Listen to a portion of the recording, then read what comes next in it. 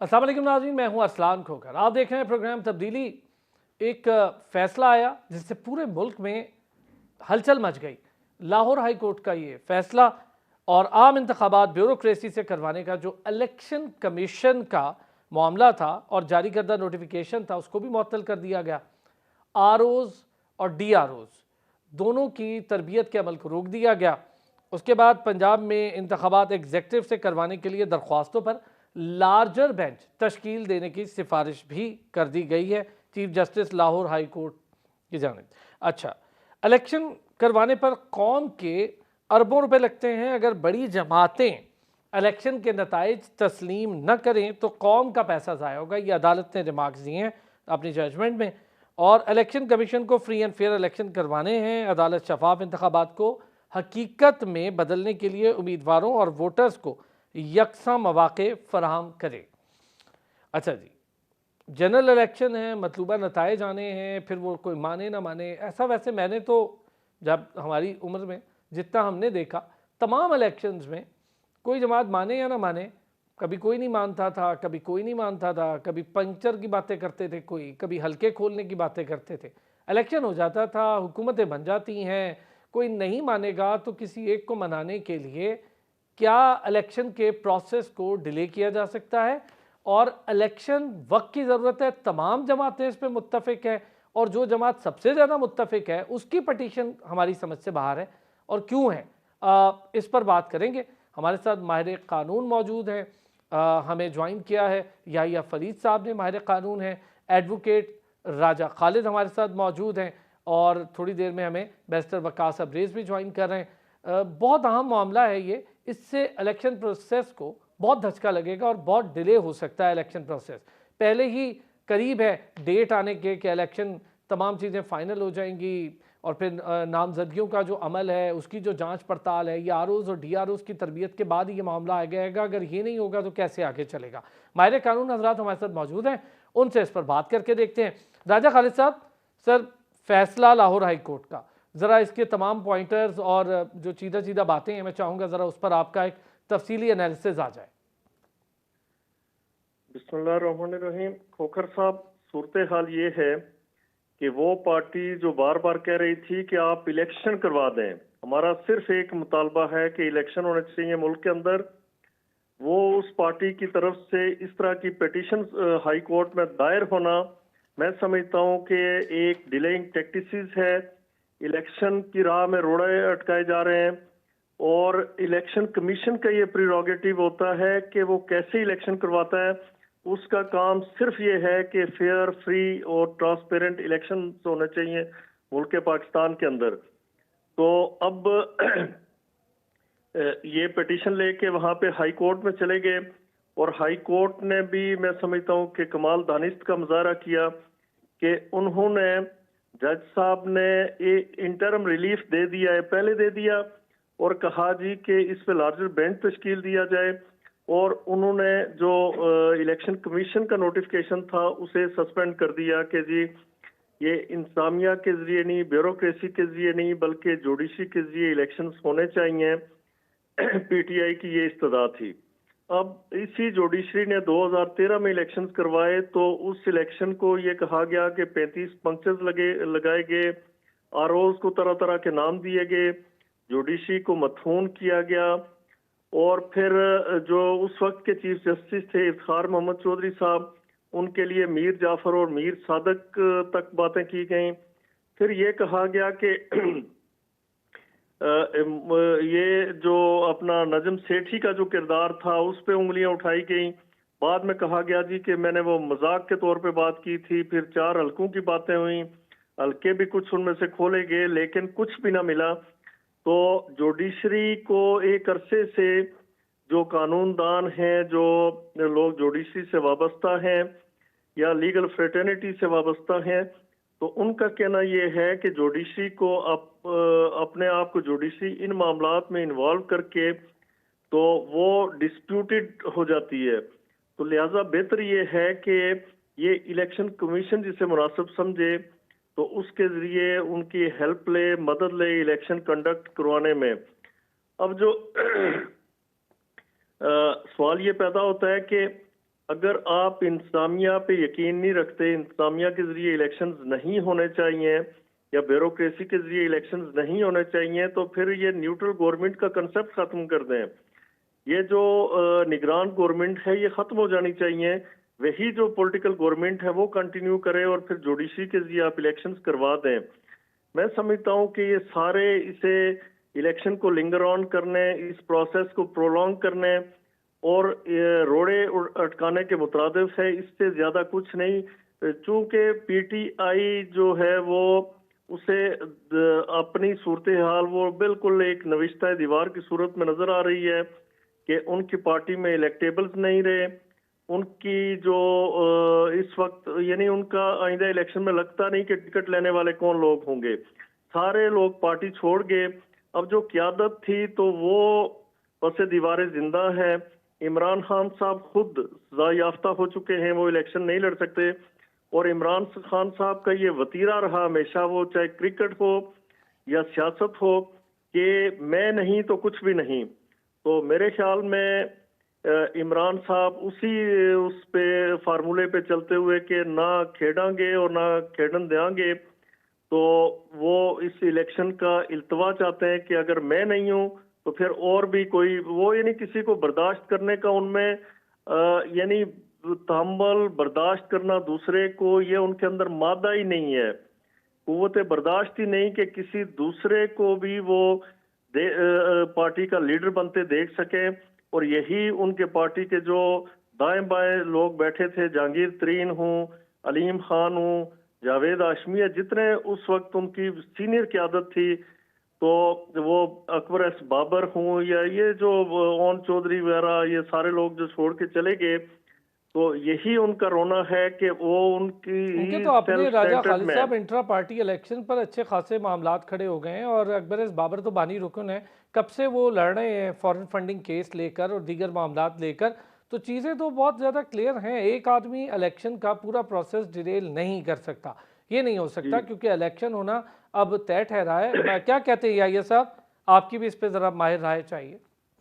देखें, Lahore high court का जो फैसला है इसके दो बड़े इंपॉर्टेंट पहलू है। एक तो टेक्निकल है और दूसरा जो पिटिशनर का जो कंडक्ट नज़र आ रहा है। मैं थोड़ा सा टेक्निकल बात आपसे स्टार्ट लूँगा। देखिए, सेक्शन 51B और सेक्शन 50 ऑफ इलेक्शंस एक्ट वो एम्पावर करता है प्रोविंशियल गवर्नमेंट को और गवर्नमेंट को कि वो रिटर्निंग ऑफिसर्स के लिए लिस्ट ऑफ ऑफिसर्स जो है वो पेश करे। और ठीक। ये जो कानून है ये पाकिस्तान में लगभग कोई 5 दिहाई से चलता आ रहा है। इसी के अंडर इलेक्शंस होते हैं।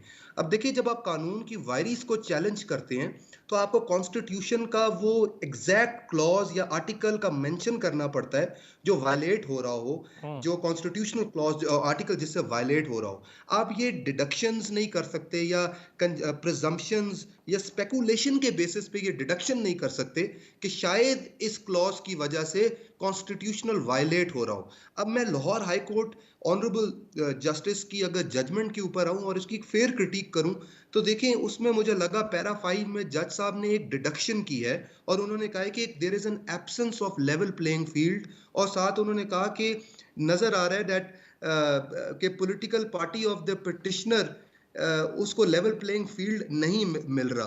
तो देखिए, ये एक बड़ी फैक्चुअल एक उन्होंने बात कर दी है विदाउट एनी फैक्चुअल इन्वेस्टिगेशन या इस पे कोई कमीशन क्रिएट हुआ हो या कोई फैक्चुअली कोई इसके ऊपर एविडेंस आया हो। तो डिडक्शन के ऊपर ये बात करना, आई डोंट नो कि जज साहब को ये डिडक्शन करने के लिए कोई एविडेंस उनके सामने था, कोई उनके सामने कोई रिपोर्ट जमा हुई, कोई उन्होंने कोई रिपोर्ट्स गवर्नमेंट से मंगवाई हो। तो इस सारी की सारी फैक्चुअली इसको इन्वेस्टिगेट किए बगैर इस लॉजिक पे आना या इस डिडक्शन पे आना कि लग यूं रहा है कि एक पॉलिटिकल पार्टी को लेवल प्लेइंग फील्ड नहीं मिल रहा, मेरे ख्याल में ये शायद जुडिशियली इतना प्रूडेंट नहीं है कि किसी भी बेंच को इस तरह का एक ऑब्जर्वेशन पास कर देना। और इसी ऑब्जर्वेशन के बेस पे उन्होंने लार्जर बेंच क्रिएट करने के लिए लाहौर हाई कोर्ट के चीफ जस्टिस को दरखास्त दी है। ये तो मेरा टेक्निकल पहलू है सारे केस के ऊपर। दूसरी इंपॉर्टेंट बात यह कि देखिए, इस वक्त इंपॉर्टेंट ये है कि इलेक्शंस हो जाएं और यही बात पीटीआई जो है वो पिछले कोई 1 साल से उन्होंने सोशल मीडिया हो, वो मेन स्ट्रीम मीडिया हो, जनरली वो सिविल सोसाइटी में हो, तो अच्छा उनका ये खासा मामला डिमांड कर रही। रखा है कि इलेक्शन नहीं हो रहे, इलेक्शन नहीं हो रहे। जब इलेक्शन हो रहे हैं तो आपकी अपनी जी पटिशन हाइल हो रही है उसमें।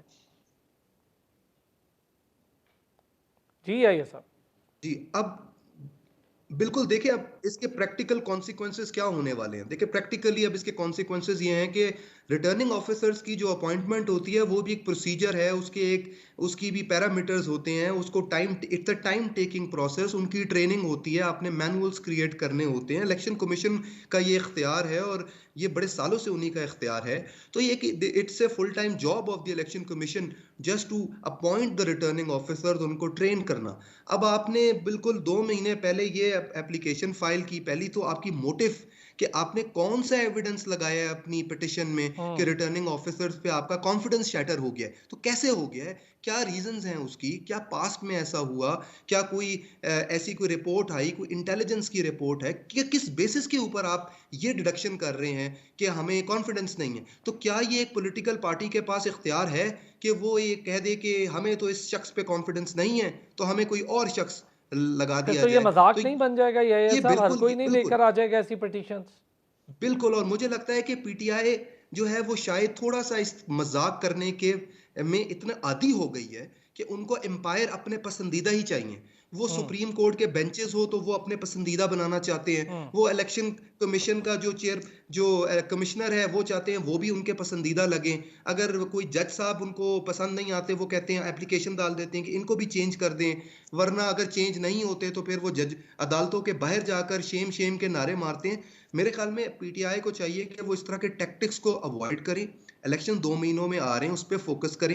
जैसे उन्होंने इंट्रा पार्टी इलेक्शंस अपने अंदर करवाए, वो भी खैर उसके ऊपर भी बहुत सवालिया निशान अच्छा, आते हैं, वहां तो लेकिन आप सुन के इलेक्शन पे फौरन करवा फोकस लिए, करें। वहां तो कहा जी 20 दिन के अंदर करवाने थे तो हमने करवा लिए, और फिर उस पर भी देखिए, सवाल का। अच्छा, मैं आता हूँ ये सब, इस पर आप सारे हजरात से एक डिटेल डिस्कशन इन पॉइंट्स पर भी करते हैं। बैरिस्टर वकास अब्रेज ने भी हमें ज्वाइन कर लिया, तो ज़रा उनका भी व्यू ले लेते हैं। इस वक्त लाहौर हाई कोर्ट का फैसला, शायद इसके कॉन्सिक्वेंसेज अभी नहीं, लेकिन आने वाले इलेक्शन और उसके जब करीब जा रहे होंगे तो वहाँ पर ये मामला सामने आएंगे। एक तो जांच पड़ताल का अमल, कागजात नामजदगी वाला मामला, ये सारी चीज़ें आर ओज डी आर ओज से जुड़ी हैं। फिर जो ब्यूरोक्रेसी लेवल पर काम हो रहा था, कमिश्नर, डिप्टी कमिश्नर, सबको रोक दिया गया है अपने काम से। और आज जो इलेक्शन कमीशन ने भी यही फैसला किया कि अभी सबको काम से रोक दिया अपने इजलास के बाद। और जाहिर है कि अदालत का फैसला था तो उस पर इलेक्शन कमीशन ने मिनवान अमल भी करना था। बैरिस्टर वकास अब्रेज साहब क्या कहते हैं जी? अशरान साहब, पहले तो ये सूरत हाल थी कि लाए तो सबूत को इल्तिजा करके कुफू टूटा हुदा हुदा करके बड़ी मुश्किल से इलेक्शन कमीशन ने तारीख दी, फिर उसके ऊपर शेड्यूल जारी हुआ, फिर ये सारी चीज़ें होने जा रही थी।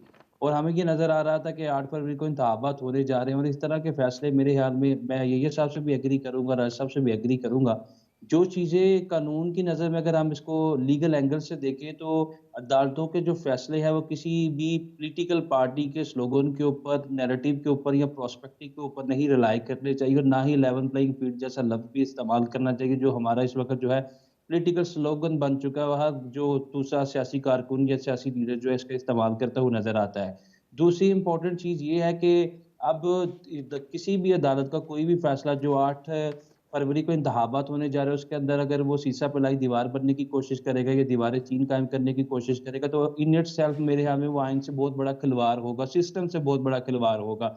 अब ये जो फैसला दिया गया, मैं इससे बिल्कुल मुत्तफिक हूँ इन चीज़ों से। दोनों पैनलिस्ट की बात है कि इसके अंदर कोई ना फैक्ट फाइंडिंग कमीशन का एस्टैब्लिश किया गया कि वो फैक्ट फाइंडिंग करता कि कौन से लोग थे जो अपॉइंटेड हैं, जो ब्यूरोक्रेसी के अंदर है, इंतजामिया के अंदर है, जो कि हेल्पिंग हैंड्स प्रोवाइड करेंगे, जो इंस्ट्रूमेंट्स बनेंगे, वेपन बनेंगे, डिवाइसेस बनेंगे किसी एक पॉलिटिकल पार्टी को जितवाने में। और क्यों लेवल प्लेइंग फील्ड का आपने लफ्ज़ भी इस ऑर्डर के अंदर पैराग्राफ 5 के अंदर इस्तेमाल कर दिया। तो मैं ये समझता हूँ कि अगर सारी चीज़ों को सामने रखा जाए, तो ऐसी कोशिश की जा रही है कि फिर पीटीआई की तरफ से डिलेइंग टैक्टिक्स इस्तेमाल की जाती है। खान साहब का वो फैसला उस वक्त भी अगर ये तफक्कुर करते, तदब्बुर करते, तहम्मुल और तवाज़ुन से इन चीज़ों पे डेलिब्रेशन करते, तो मेरे ख्याल में तो प्रोविंशियल असेंबली को डिसॉल्व नहीं करना चाहिए था। ना केपीके की, ना पंजाब की।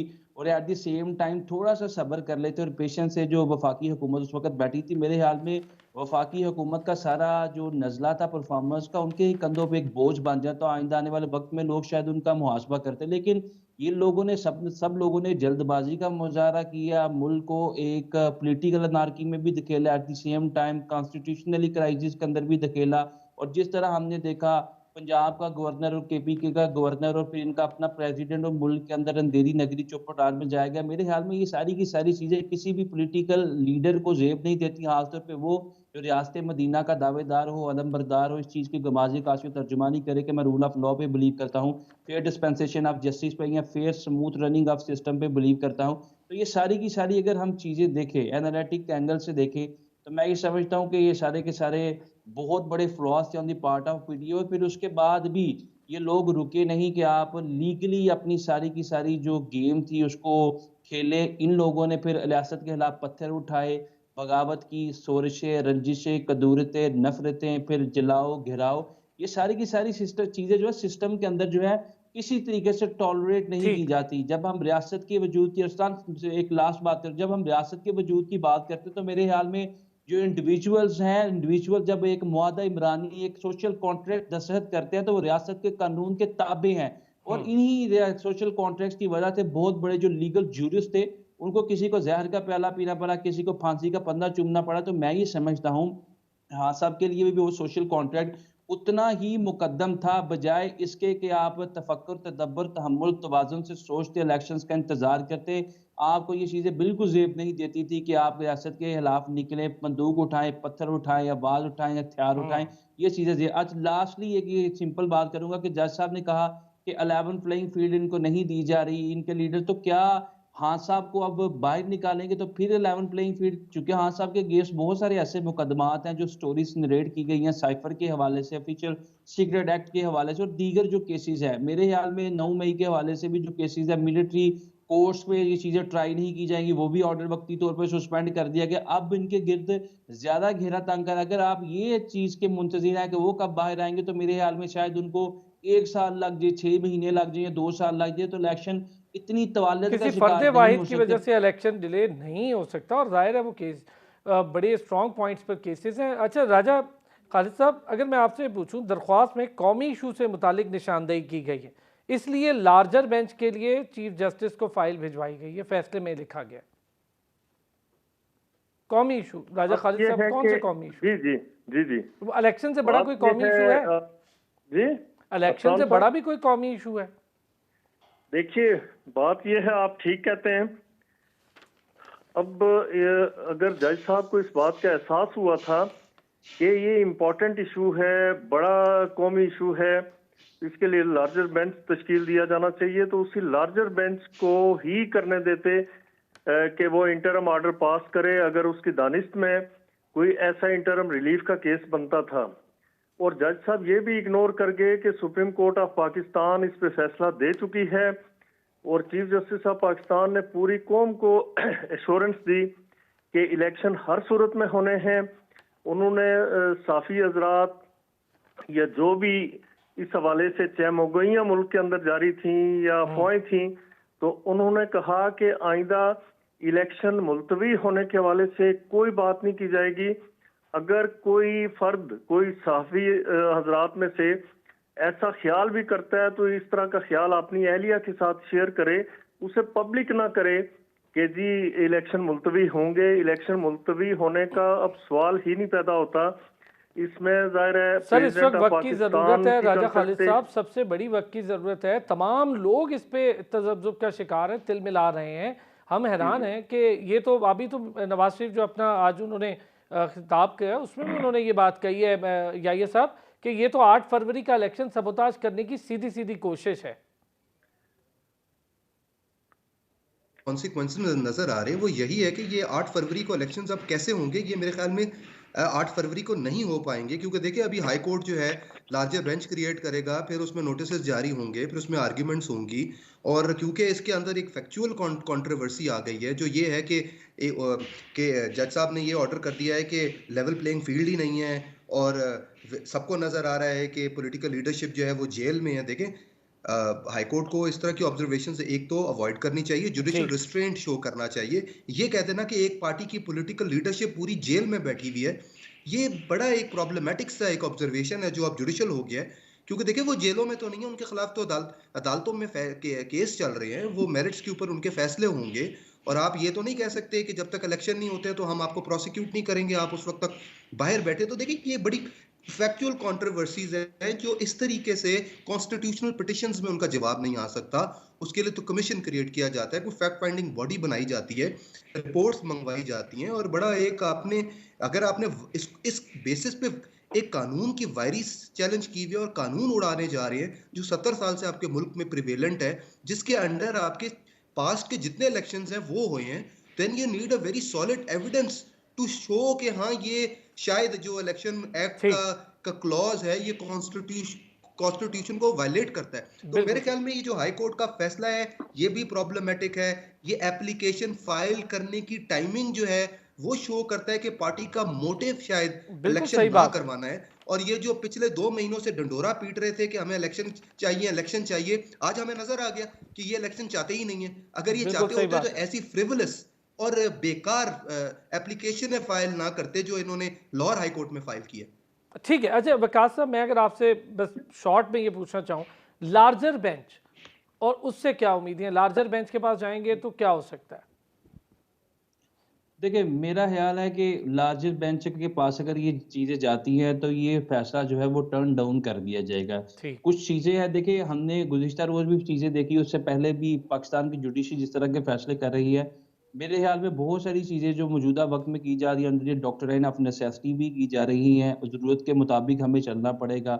और मैं ये समझता हूँ बतौर स्टूडेंट ऑफ लॉ और इस मुल्क के एक अदना सा शहरी होने के नाते कि अब अगर ये लार्जर बेंच के सामने चीज़ें जाएँगी तो ये स्ट्राइक डाउन कर दी जाएँगी, ये डिस्पेल कर दी जाएगा, ये ठीक। ऑर्डर के रिटर्निंग ऑफिसर हैं या एडिशनल रिटर्निंग ऑफिसर्स हैं, इनको जो है प्रिजाइडिंग आप ऑफिसर्स हैं, ब्यूरोक्रेसी से ना लें या किसी डिपार्टमेंट से। मेरे ख्याल में ये फैसला लार्जर बेंच के सामने जब आएगा, तो इसको इसको दोबारा स्ट्राइक देखा डाउन कर जाएगा दिया तो जाएगा। ये चलें, ये कानूनी स्ट्राइक और डाउन कर माहिराना दिया राय जाएगा। आगे। बहुत शुक्रिया बैरिस्टर वकास अब्रेज साहब, माहिर कानून, तीनों हजरात का बहुत शुक्रिया, राजा खालिद साहब का भी, या फरीद साहब का भी बहुत शुक्रिया। एक छोटा सा ब्रेक से आएंगे तो फ़लस्तीन की तशवीशनाक सूरत हाल पर बात जी। जैसे कि मैंने कहा था, ब्रेक से जब वापस आएंगे तो ज़रा बात करेंगे फ़लस्तीन, वहाँ के मामलात पर और इसराइली जारियत पर, और जिस किस्म की बर्बरियत का मुजाहरा इसराइल कर रहा है, तो अब तज़ब्ज़ुब का शिकार मगरबी दुनिया भी हो रही है।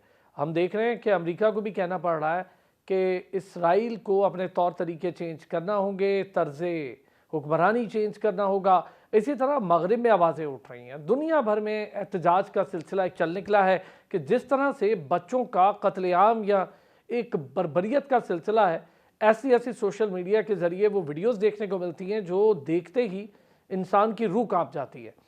तो मुसलसल एक जंग की सूरत हाल पैदा कर रखी है इसराइल ने।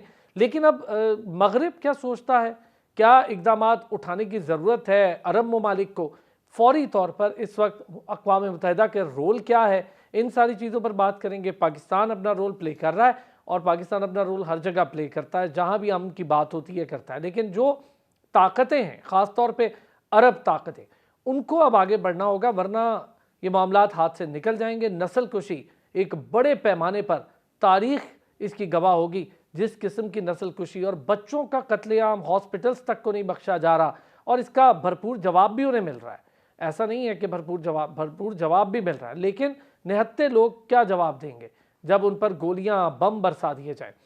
डॉक्टर शाजिया अनवर, माहिर बैन अवी उमूर, हमारे साथ मौजूद हैं, उनसे इस पर बात करेंगे। डॉक्टर साहब बहुत शुक्रिया, आपने वक्त निकाला। डॉक्टर साहब पहले तो ये बताएं, एक वक्त गुजर चुका, इस मामले को रोज़ की बुनियाद पर चीखो पुकार हो रहा है, दुनिया खुद बिलबिला उठी है वहाँ की इमेजेस और वीडियोस देखकर, और अब तो मगरिब में वहाँ के अपने जो बाशिंदे हैं वो एहतजाज पर उतर आए हैं। और मुस्लिम ममालिक का रोल क्या देख रही हैं, OIC का रोल क्या देख रही हैं, स्पेशली फिर मैं आगे अक़वाम मुत्तहिदा और फिर जो टोटल इंसानी हुकूक के चैम्पियन तंजीमें हैं उनका भी रोल, सब चीज़ों पे डिस्कस करूँगा। पहले OIC के रोल पे थोड़ी सी बात करते हैं। OIC जो है वो डिप्लोमेटिकली जो है वो अपना फ्रेमवर्क लेके चल रही है। OIC के इजलास के बाद उन्होंने एक ग्रुप जो है वो तश्कील दिया जो कि पूरे यूरोप में और अमेरिका में जाके डिप्लोमेटिकली लोगों से बात कर रहा है, क्योंकि मेरा नहीं ख्याल कि कोई भी पार्टी इस जंग में डायरेक्ट शामिल होना चाहती है। इस जंग में शामिल होने का मतलब है कि आप इसको तीसरी जंग अजीम बना देंगे। तो अभी तक तो हर कोई यही चाह रहा है कि हम इस जंग का हिस्सा ना बने, और कहीं ना कहीं अकल जो है उसका से काम लेते हुए वेस्टर्न दुनिया ये समझ जाए कि ये जंग किसी के भी फायदे में नहीं है, तो हम डिप्लोमेटिकली इसको इस तरह से प्रेशराइज करें लोगों को कि कायल हो जाएं। जैसे आज जो हैं वो सऊदी क्राउन प्रिंस जो हैं वो मिल रहे हैं अमेरिकन सिक्योरिटी एडवाइजर से।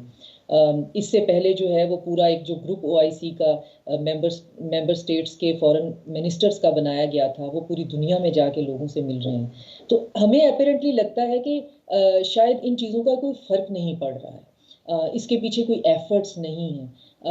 मेरा ज़ाती ख्याल ये है कि चूंकि एक जंग की सूरत हाल है और एक बहुत हट धर्म जो है वो पार्टी के साथ हम जंग में शामिल हैं, तो हमें ज़मीनी हकायक के तौर पे फिल फौर तो नतीजा नज़र नहीं आ रहा है, लेकिन अगर इसको हम अकल का दामन और सैनिटी के साथ देखते रहें तो इस जंग के अंदर एकदम से घुस जाना भी अकल का काम नहीं है कि आप हम उनको बचा कैसे सकते हैं। हम अपने फुट सोल्जर्स वहाँ पे भेज दें, मुस्लिम उम्मा अपने फुट सोल्जर वहाँ पे भेज दे, तो फिर आप अंदाज़ा कर सकते हैं कि ये तीसरी जंग अजीम बन जाएगी। ये बहुत बड़ा खित्ता है, ये इसमें किसी एक पार्टी के स्टेक्स जो हैं वो नहीं है।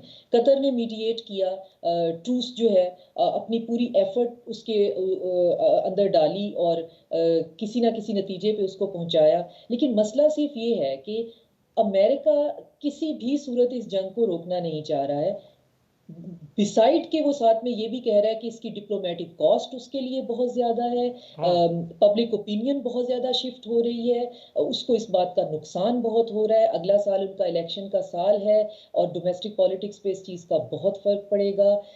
बाकायदा जेनोसाइड जो है वो रजिस्टर हो चुकी है और हम इस बिहाफ पे इस जंग के पार्टनर बन के कितनी देर तक इस जंग को शामिल कर जारी रख सकते हैं और फिर अपनी फेस कीपिंग भी कर सकते हैं। अच्छा इसके डॉक्टर बावजूद साहब, वो एक चीज़ इसमें आपने खुद भी पॉइंट रेज किया, अगर इसकी सूरत हाल जंग के अलावा निकलती है, क्योंकि देखें जिस तरह से बच्चों का कत्लेआम हो रहा है, 7-8 हज़ार के करीब बच्चों की जानें चली गई और ये वो मासूम बच्चे हैं। मतलब दुनिया में इतना बड़ा वार क्राइम इसकी तारीख में मिसाल कम मिलती है, इक्का दुक्का मिसालें होंगी और फिर उनके साथ जो हुआ वो भी इबरत का निशान बने। लेकिन हम इतने बड़े वार क्राइम को क्या दुनिया में बावर करवाने में कोई वक्त लग रहा है? अब तो खुद आप देखें ना, मगरिब में, बल्कि अगर मैं कहूँ तो वाइट हाउस के अंदर उनके अपने जो बाइडन इंतजामिया के मुलाजमीन ने भी एहतजाज किया इस पर, तो ये एक बड़ा साइन है। ये वॉर क्राइम प्रॉब्लम ही ये है, अगर लोगों की तरफ से रिटेलिएशन और इन जराइम का एक इस हद तक भद्दा होना और इंसानियत के खिलाफ होना ना साबित हो सकता, तो अभी तक इसराइल और उसके वेस्टर्न एलाइज अपने ग्रेटर इसराइल के मंसूबे पर कामयाब हो चुके होते। अब जो कि वो खुद इवन वाइट हाउस में ये बात होती है कि इस पूरे कॉन्फ्लिक्ट का ऑर्गेनिक आउटकम जो है वो 2 स्टेट रेजोल्यूशन ही है, तो ये उनकी बहुत बड़ी एक नाकामी है, जिसमें वो 1.3 ट्रिलियन बंदा जो है उसको अपने घरों से निकाल कर जो है वो ऐसी जगहों पे सेटल कर चुका हुआ है जो कि रहने के काबिल ही जगह नहीं है। और ये चीज़ें मंजरे आम पे आ रही हैं। 1.3 ट्रिलियन बंदा जो है वो गजा से और वेस्ट बैंक से ये बाहर निकाल चुके हुए हैं। एक और बात जो मीडिया पे नहीं है, वो वेस्ट बैंक में रहने वाले यहूदी जो हैं वो खुद पर्जिंग की तरफ पे निकले हुए हैं। आपने देखी होगी एक मेन स्ट्रीम की फिल्म है पर्ज, जिसमें सिविलियन जो हैं वो सिविलियन के कत्लेआम पे निकलते हैं।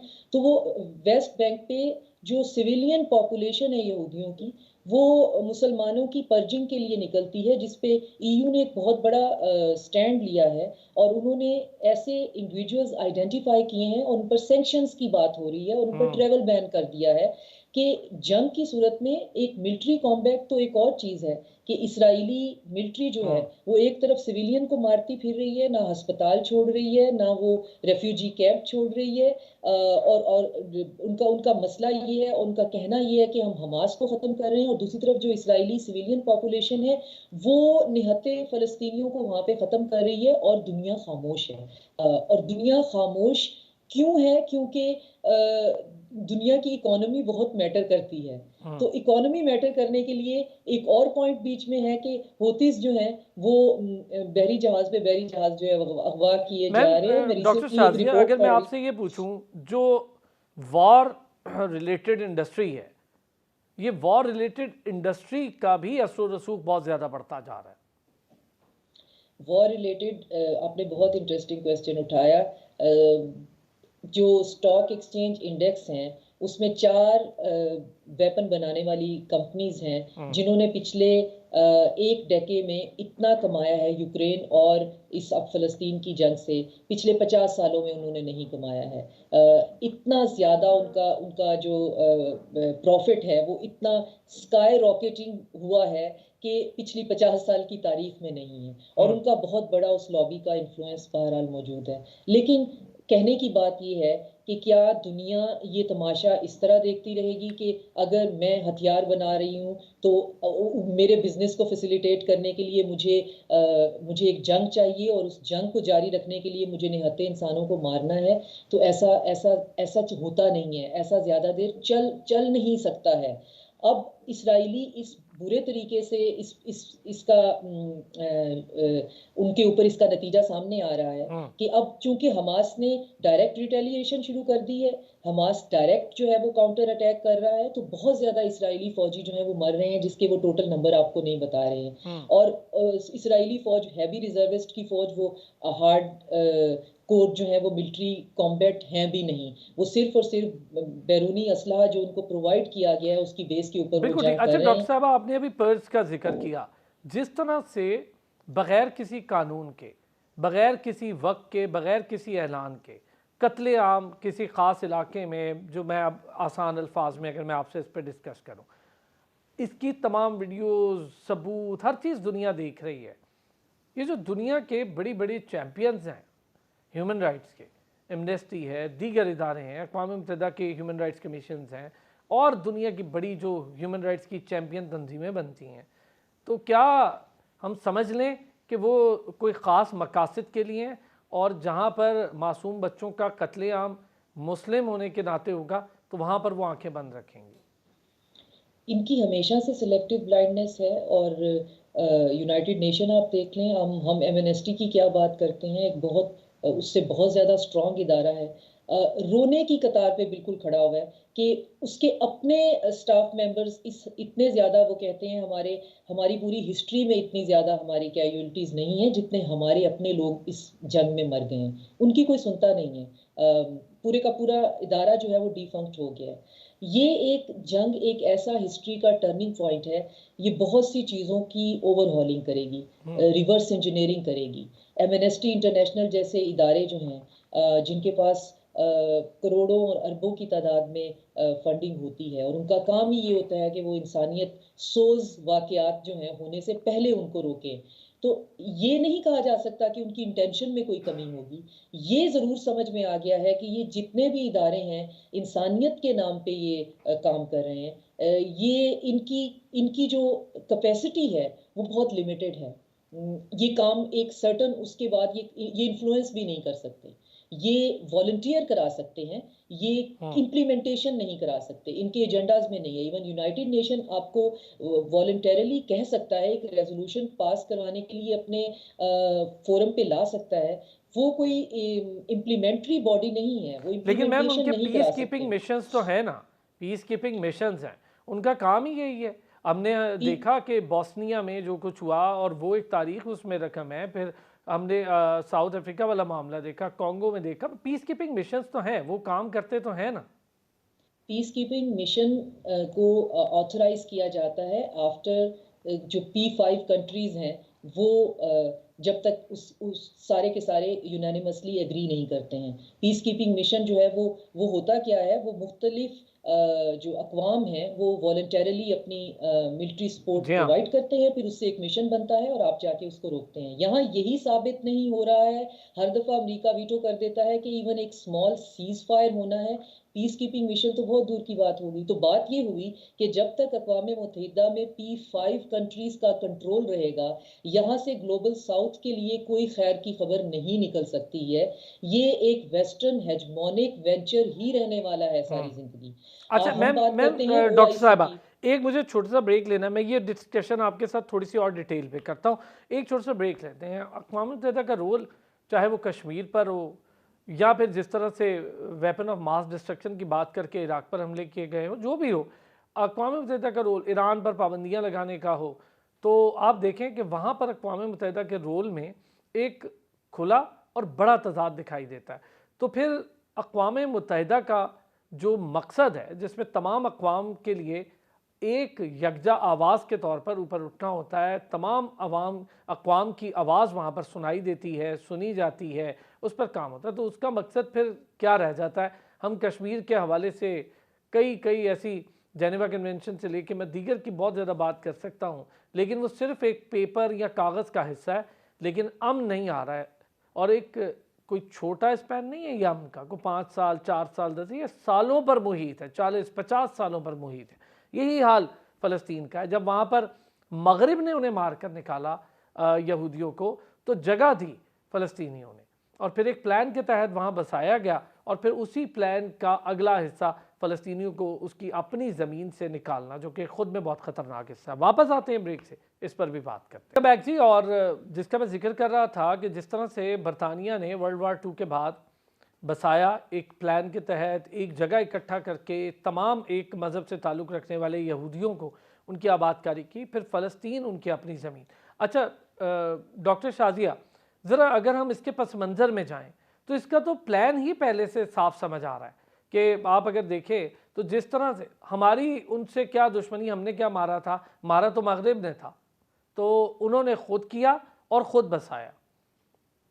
ये इसमें 2 पॉइंट्स हैं। पहले हम अक़वाम मुत्तहिदा की बात कर लेते हैं, फिर हम इसकी ज़रूर, हिस्टोरिकल अक़वाम बैकग्राउंड की मुत्तहिदा तरफ की बहुत चले जाते ज़रूरी है मैम। जी, अक़वाम मुत्तहिदा को बनाया गया दूसरी जंग अज़ीम के ही तनाज़ुर में कि अब हमने ख़ुद को किस तरह से महफूज करना है, और हमने देखा कि दूसरी जंग अज़ीम जो है वो जिन एरियाज़ तक रिस्ट्रिक्टेड थी, जहाँ तक रह गई वो बहुत बड़ी इलाका उसकी लपेट में आया, लेकिन कुछ जो हैं वो ख़ास तौर पे ग्लोबल साउथ के कुछ इलाके जो हैं वो उसकी ज़द में उस हद तक नहीं आए।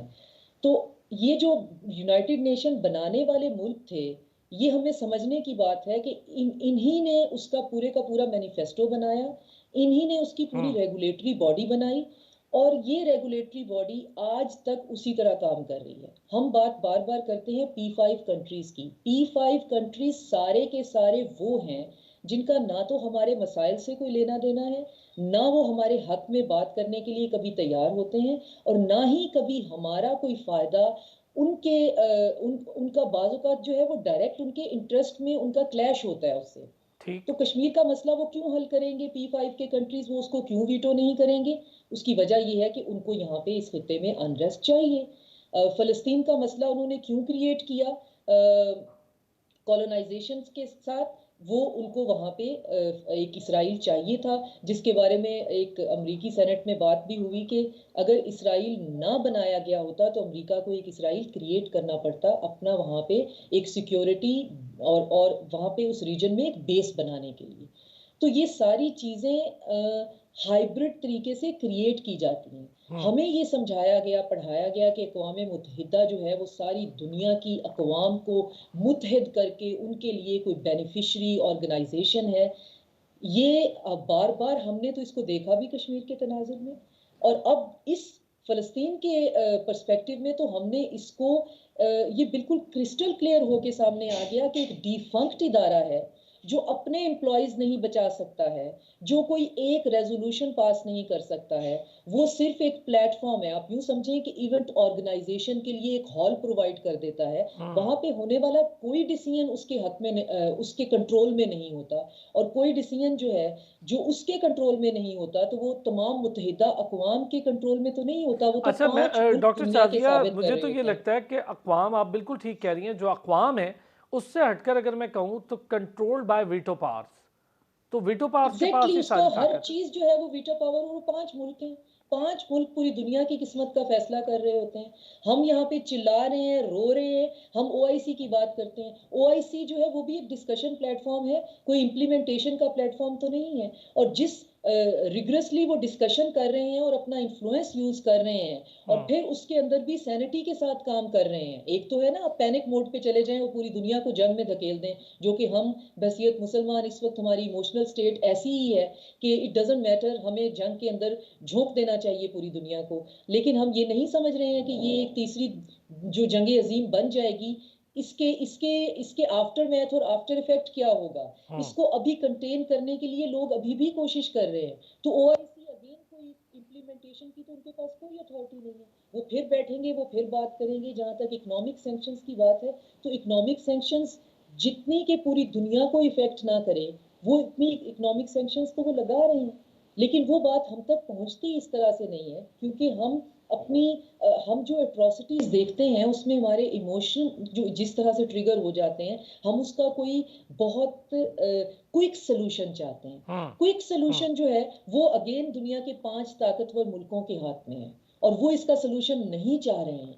वो इसका सोल्यूशन इस अब रिसेंट जो एक लीक डॉक्यूमेंट सामने आया, लीक कॉन्वर्सेशन नेतन्याहू की सामने आई है, तो आपको इनकी अगलीनेस का और अंदाजा होगा कि आप बात कर रहे हैं दुनिया के सामने कि आप जंग कर रहे हैं हमास के अगेंस्ट। हमास एक टेररिस्ट आउटफिट है आपके मुताबिक, तो फिर पीएलओ तो टेररिस्ट आउटफिट नहीं है। तो पैलेस्टीनियन अथॉरिटी की बात हो रही है उस लीक कॉन्वर्सेशन में। नेतन्याहू कह रहे हैं कि पैलेस्टीनियन अथॉरिटी को गजा में दोबारा कभी नहीं हमने आने देना। तो आपने उनकी पॉलिटिकल रिप्रेजेंटेशन तो वहां रहने ही नहीं देनी है। गजा को आपने नॉर्थ और साउथ में डिवाइड डॉक्टर कर दिया, शाजिया, और वहां ये पे तो जब खुमसान। यहूदी आबादकारी हो रही थी ये प्लान तो साफ था, और यहूदी आबादकारी का बड़ा हाथ अमेरिका का था, अमेरिका का आशीर्वाद था, और यहूदी आबादकारी हो रही थी। मैं आपसे जो डिस्कस कर रहा था मैम, कि अगर हमने ये रेप्लिकेट देखूँ ना, मैं जब बरतानिया इन्हें पहले साउथ अफ्रीका बसाने पर चल निकला वर्ल्ड वॉर 2 के बाद, वहाँ मामला नहीं बना, तो उन्होंने कहा यहूदियों ने कि जी हमें तो यरूशलेम और दीवार गिरिया उसके आसपास बसना है, हमारी ज़ियारात हैं। तब भी 20,240 के करीब लोग शहीद कर दिए थे फ़लस्तीनी, और एक लश्कर कशी की गई थी बरतानिया की जानिब से, तब भी को पूछने वाला नहीं था। 36,000 से ज़ायद ज़ख्मी हुए थे, 36,050 के करीब ज़ख्मी हुए थे। बच्चों की तादाद तब भी 4,000 से ज़ायद थी जो शहीद हुए थे। आज भी ये हाल है कि जंग जब शुरू की गई इसराइल की तरफ से, तो तब भी बच्चों की तादाद 7,000 से ज़ायद, 50,000 से ज़ायद ज़ख्मी, इसी तरह कोई 20,000 के करीब अगर हम कह लें, तो आज भी शहादतें हो चुकी हैं। दिमाग खंडर बन गया है पूरा फ़लस्तीन। अब भी अगर लोग ये सोचने पर मजबूर हैं कि वो प्लान और ये प्लान एक जैसा है, तो बड़े अफसोस की बात होगी हमें मगरिब की भी मेंटालिटी पर, और उन ममालिक की भी जो शायद ये मेंटालिटी समझने में थोड़ा सा कासिर है। मेंटेलिटी तो बिल्कुल समझ में आ रही है, और पूरी दुनिया को ये समझ में आ गया है कि हम जकड़े हुए हैं ग्लोबल नॉर्थ की हेजमनी के आगे। और हमें, आपने देखा होगा कि ऐसी तंजीमें जो हैं जो ग्लोबल साउथ पे बेस करती हैं, वो अब अपनी करेंसी लाने से लेकर अपनी जो डेट ट्रैप है उससे निकलने तक की बात जो है वो हो रही है। कि ये जो ग्लोबल नॉर्थ है इसकी हेजमनी कभी भी हमें फायदा नहीं दे सकती है। ये हमेशा अपना फायदा देखेंगे, ये हमेशा अपने जो लार्जर प्लान्स हैं उन पे काम करते हुए, बच्चे, बूढ़े, खवातीन, किसी को कोई इनके लिए कोई मैटर नहीं करता है। हमारी आंखों के सामने इन्होंने फ़लस्तीन के अंदर अस्पताल जो हैं वो इस प्रिटेंस में बम्बार्ड कर दिए हैं कि उसकी बेसमेंट के अंदर हमास के आपने मैडम जो जो है बात की ना, मैं चाहूँगा चूंकि वक्त कम था तो एक चीज़ आपसे और जल्दी से पूछ लूँ। जब जंगबंदी 4 दिन का ड्रामा किया गया दुनिया की तरफ से, उस जंगबंदी के दौरान हज़ारों बम गिरा दिए, उस जंगबंदी के दौरान हॉस्पिटल्स को निशाना बनाया गया, उस जंगबंदी में बच्चों का कत्लेआम हो, क्या देख रही हैं मैम, कहाँ जाके रुकेगा ये मामला? मसला ये है कि ये जंग अभी फ़िलहाल रुकती हुई दिखाई नहीं दे रही है। इसमें हिज़्बुल्लाह जो है वो एक्टिवली इन्वॉल्व हो चुका हुआ है। हम इस बात को माने या नहीं माने, इज़राइली फ़ौज को शदीद नुकसान हो रहा है। अमेरिका की तरफ से असलहा तो बेशुमार प्रोवाइड किया जा रहा है, लेकिन अभी ग्राउंड सपोर्ट में फुट सोल्जर अभी नहीं मिल रहे हैं, जो कि अमेरिका के पास हैं ही कम। तो ये जंग जल्दी रुकती हुई नज़र नहीं आएगी, लेकिन इसमें जो मुस्लिम ममालिक का किरदार है, वो एक बहुत डिसाइसिव किरदार होगा। अभी वो इस चीज़ को डिप्लोमैटिकली लेके चलना चाह रहे हैं, हम देख रहे हैं कि उनकी डिप्लोमेसी कितना काम करेगी, लेकिन मेरा ज़ाती ये ख़्याल है कि अल्टीमेटली जब तक वो इकोनॉमिकली इसराइल को चोक ठीक नहीं करेंगे, सिर्फ डिप्लोमैटिक से काम से नहीं काम नहीं चलेगा। चलेगा। बहुत शुक्रिया डॉक्टर शाज़िया अनवर, माहिर बैनुल-अक़वामी उमूर और फ़लस्तीन की जो हालिया सिचुएशन, बैनुल-अक़वामी बिरादरी, उसका किरदार, अक़वाम मुत्तहिदा, OIC, मुस्लिम ममालिक का किरदार, करना क्या चाहिए, हल क्या हो सकता है, बच्चों का कत्लेआम अब रोकना बहुत ज़रूरी है, इन तमाम चीज़ों पर बात की। अब तक के लिए इतना ही, फिर होती है अगले हफ्ते आपसे मुलाकात। अपना ख्याल रखिएगा।